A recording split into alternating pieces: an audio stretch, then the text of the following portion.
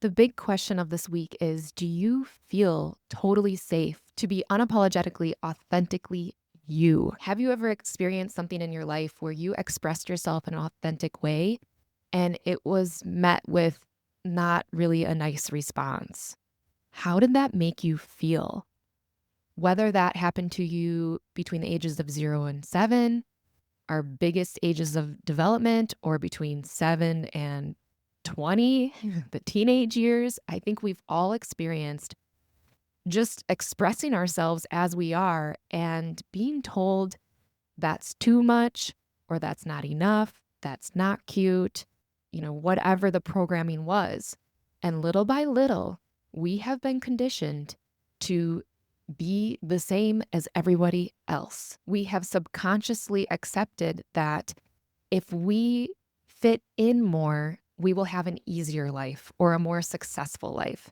And so many of us just followed the system, went to public school, went off to college, got the job, tried to work our way up. And most everyone in my generation has completely just thrown caution to the wind and changed that by now because they knew this was uncomfortable. Because in 2026, there's no room to be inauthentic anymore.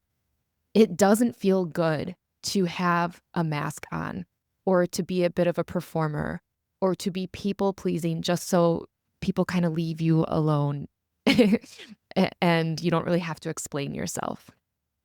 I'm asking you to reflect on this because the energy this weekend, we have a new moon, and I'll be attaching the YouTube video at the end of this podcast. You can listen to the nitty gritty of the energy of the new moon. But I just want to touch on the fact that this new moon is in Taurus and it's in this gate 8, the gate of contribution, and this energy. So the sun's in gate 8, the moon is in gate 8. And in fact, we have another planet, Mercury, the planet of communication, who is also in this energy.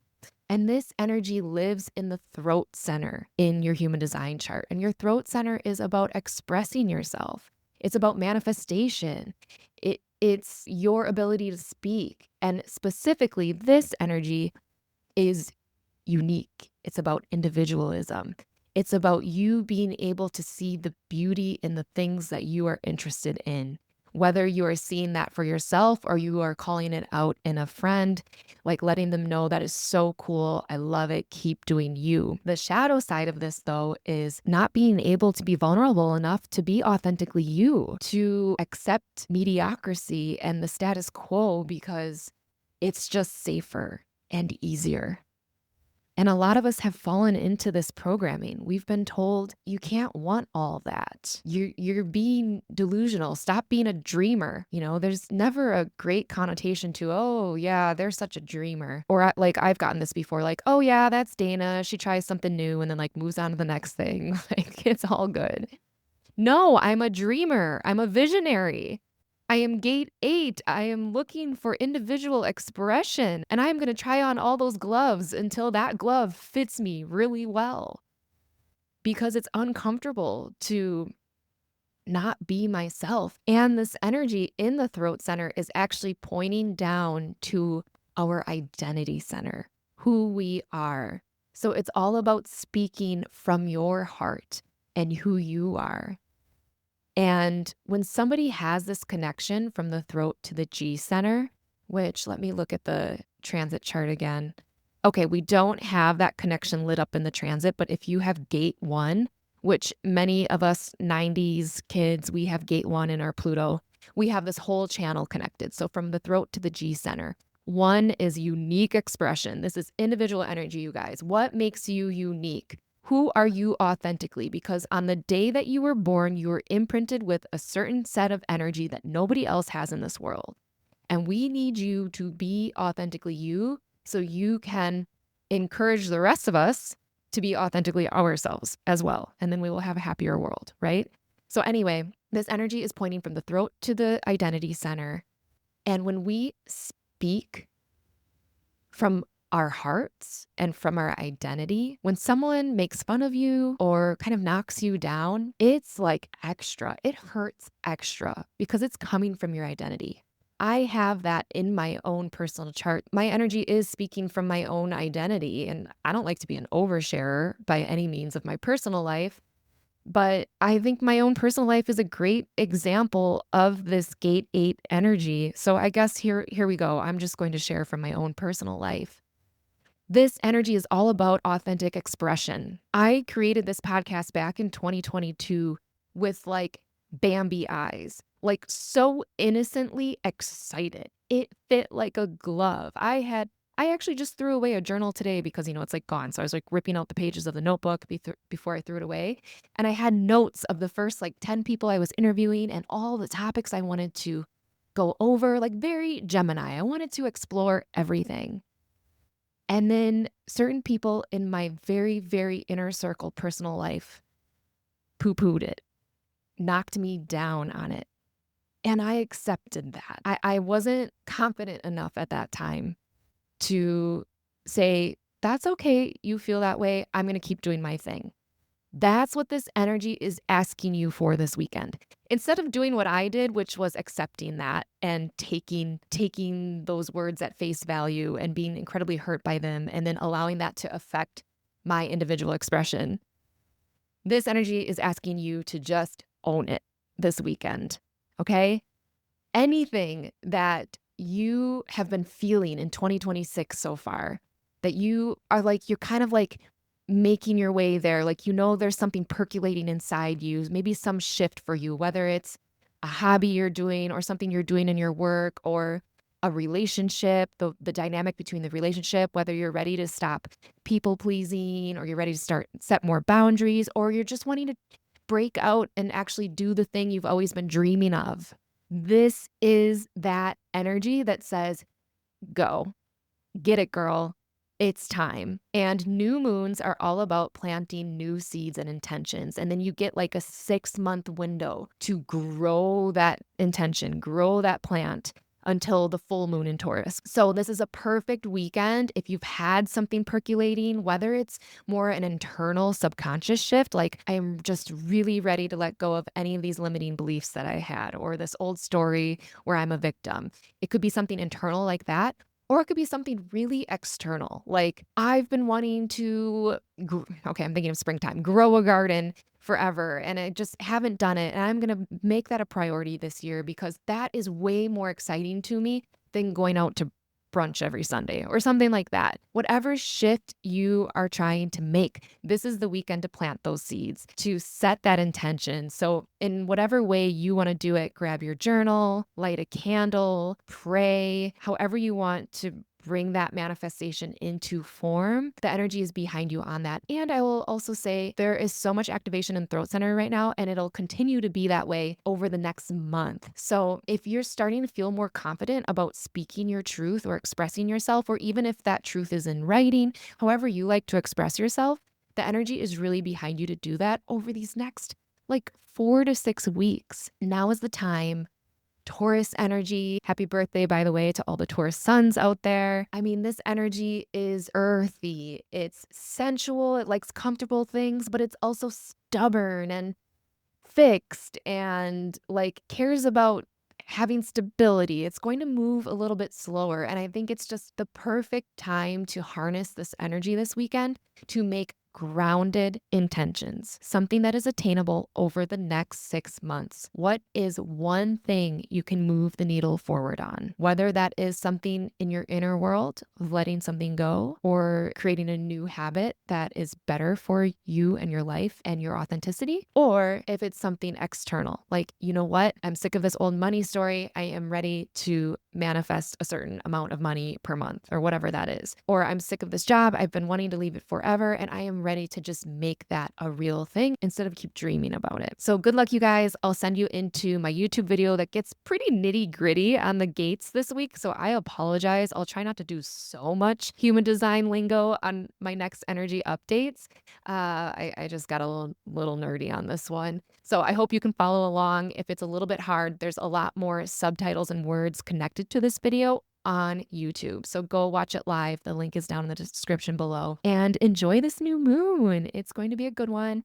And next week, I will be coming out with a birthday episode because it is my birthday. I have always naturally loved my birthday. So, of course, duh, why wouldn't I be working with a system that literally uses your birthday? So, stay tuned for the episode next week where you are going to learn about literally what happens on the day you are born and why that is so significant for you. All right, have a good weekend, you guys. 5 planets are activating the throat center in this new moon chart. 5. And one of them, Venus, is sitting in the gate of waiting to speak. So before you set any intentions in this new moon cycle, I want to ask you something. Are you waiting for the right moment? Or are you waiting because you're afraid? Let's get into it. My name is Dana, and today we are looking at the May 16th new moon because this chart is holding up a mirror, and what it's reflecting back is a pattern a lot of us have been carrying for a long time. The new moon in Taurus is slow, embodied, intentional, but the human design chart tells us something more specific about what this moment is here to reveal. The sun, moon, and Mercury are all in gate 8, the gate of fulfillment, which is connected to the throat center. When the sun and the moon are in the same gate, the soul theme and the emotional body are in complete agreement. What you feel and what you're here to express are pointing in the same direction. And that's why new moons are such a great time to set new intentions. In this transit, Jupiter is in gate 62, which is preparation, and it's in the throat. Uranus is in gate 20, which is presence in the throat, and Venus is in gate 12, the channel, also in the throat. 5 planets and 1 center, and this isn't a coincidence. The curriculum here, the thing this new moon is asking of us, is to look at our relationship with our own voice, with our contribution, with being seen. This isn't just a 2-week energy window. This is a soul lesson that's probably been running in your life for quite a long time now, and the planets are just simply making it impossible for us to ignore. So here's what this curriculum is teaching us when we are living in the not self, from the conditioned, contracted version of ourselves. Gate 8 is shrinking your contribution, doing the work quietly and hoping that somebody will notice, and not trusting that your specific voice, your specific way of showing up is actually the offering, that it's enough without being polished or perfect before you get started. And then gate 12 in Venus was either speaking from anxiety before it's yours to speak or never feeling ready enough to speak at all. The unhealed pattern here is using timing as a hiding place. Then gate 62 is all about over-preparing as a form of self-protection, researching, refining, rewriting, staying in the planning stage because it just feels safer than actually being seen. And gate 20 is all about performing presence instead of actually embodying it. Or on the flip side, forcing timing. You may be saying the right things while internally bracing for impact or forcing yourself to say something because you feel like you need to. And then Saturn in gate 21 is in the will center, which brings up the deeper question underneath all of this energy. Do I have the right to take up space? Have I earned it yet? The feeling from the will center of needing to prove our value and our worth is something that we have been working on for the last couple hundred years. And Saturn isn't here to be cruel about it. It is here to show you where you're still outsourcing your authority. The soul lesson here is about worthiness, not actually expression. Your voice is not the problem. The belief that you had to earn the right to use it. Now that's the conditioning, and that is what this new moon is asking you to put down. So what does this energy look like when we move from the not self that this curriculum is bringing us into the aligned self where we are actually doing the work? Gate 8, where the sun and moon are in, it's asking you to stop waiting for your contribution to feel or look impressive and actually just do it and be specific to your authentic alignment. The gate of fulfillment isn't about reaching some destination. It's about inhabiting who you already are so authentically that people can't help but feel it. Gate 12, you are learning the difference between sacred timing and avoidance dressed up as discernment. Alignment here isn't silence and it isn't constant output either.